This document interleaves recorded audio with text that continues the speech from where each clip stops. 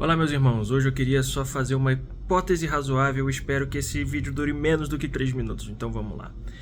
Muitas das vezes a gente lê na internet, que os primeiros escritos dos evangelhos ou das cartas de Paulo, enfim, eles datam da segunda metade do primeiro século, a partir do ano 50. Tessalonicenses foi escrito por volta do ano 50, 51. Marcos, considerado o primeiro evangelho escrito, da data do ano 55 aproximadamente, os primeiros documentos achados, ou melhor dizendo, os documentos mais antigos achados a respeito desses temas estão por volta dessa data de 50 a 55. Ou seja, coloca os escritos 20 anos mais ou menos após os eventos de Jesus Cristo, da vida de Jesus Cristo. Isso tem sido alvo de críticas em relação a alguns céticos, enfim, que demonstram que esses textos foram produzidos sem nenhuma testemunha ocular, Mas isso não é tão verdade assim, se é que é alguma verdade. Eu queria levantar algumas hipóteses razoáveis. Veja, o que eu estou colocando aqui são hipóteses razoáveis, não são fundamentos acadêmicos, em que eu acho construções arqueológicas e coloco o meu raciocínio baseado nesses achados. Primeiro tópico, o que nós achamos, os documentos que os seres humanos acharam, eles são datados, então fazem o teste de datação e localizam ele no tempo. Mas não significa que sejam os primeiros produzidos, só dizem que são os mais antigos preservados. Então pode ser que os escritores eles tenham tomado nota durante os eventos da vida de Jesus e depois compilaram isso, fazendo revisões, e como o próprio Lucas escreve, olha, eu corri atrás para saber o que era que estava acontecendo, realmente eu averiguei, tudo certinho, tintim por tintim, antes de publicar isso aqui. Então pode ser que esse trabalho tenha durado pelo menos uma década aí, ou mais. Segundo tópico, a perseguição. Imagina você vivendo de alguma forma num estado subversivo. Você é cristão, você reconheceu que Jesus Cristo é o Messias, e aí o próprio povo de Deus, o próprio povo de Israel, rejeita você. Você que era um dos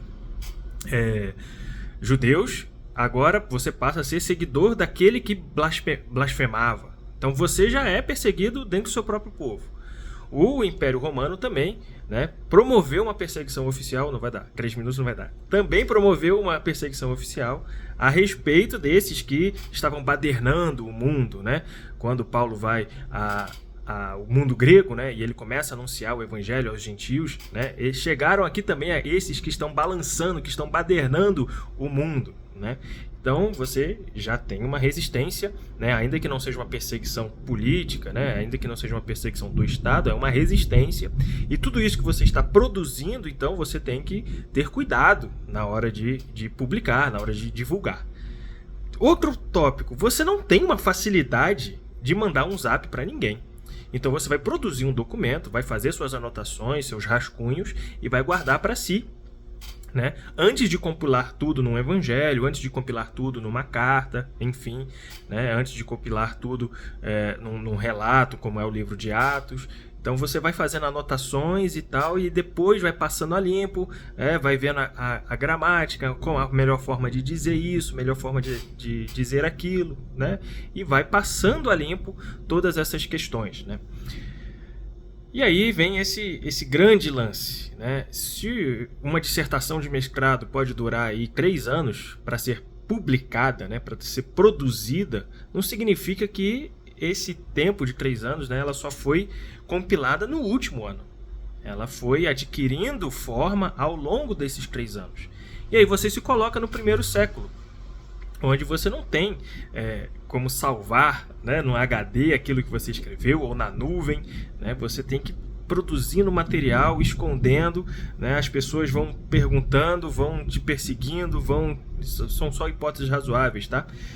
Vão tentando acabar com esses relatos de alguma forma, seja matando pessoas que tinham produzido alguma coisa, enfim, seja vasculhando casas e queimando arquivos, enfim, qualquer coisa desse tipo. O importante é que a gente tem uma hipótese razoável de que os escritores foram também testemunhas oculares, e coletaram dados de testemunhas oculares. né? Não é algo mágico que eles tiraram da cabeça 25 anos depois. O próprio Pedro escreve cartas que fazem parte do cânon sagrado, né, do Novo Testamento. E Pedro estava lá, né, como protagonista, se é que eu posso usar essa palavra de protagonista, mas como uma das personagens principais nos evangelhos, né, e no livro de Atos, ali no comecinho, causando ali um alvoroço na sua pregação, né, e convertendo muitas almas. Então, o fato de esses escritos mais antigos datarem de 20 anos após os acontecimentos da vida de Jesus, enquanto ele estava encarnado, não significa que foram os primeiros escritos, né? Eles só são os mais antigos achados, né? E a preservação, por algum motivo, não aconteceu, né, dessas notas, dessas testemunhas oculares, né? E é como eu disse, eu estou levantando aqui uma hipótese razoável, mostrando o outro lado da moeda desses que se colocam como céticos pelo simples fato de que os documentos mais antigos datam posterior à morte e à ressurreição de Jesus Cristo, né? E eles colocam isso como um caráter, né, de que esses eventos não foram testemunhados pelos escritores.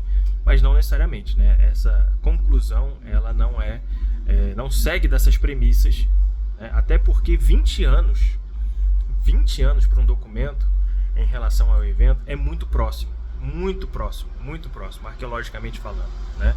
Então é basicamente ali simultâneo, né, do ponto de vista arqueológico. Você tem os documentos mais antigos dos escritos de Platão, por exemplo, que podem datar até de 400 anos após os eventos da vida de Sócrates, e mesmo assim ele é um documento válido, né, da forma que ele foi achado, né?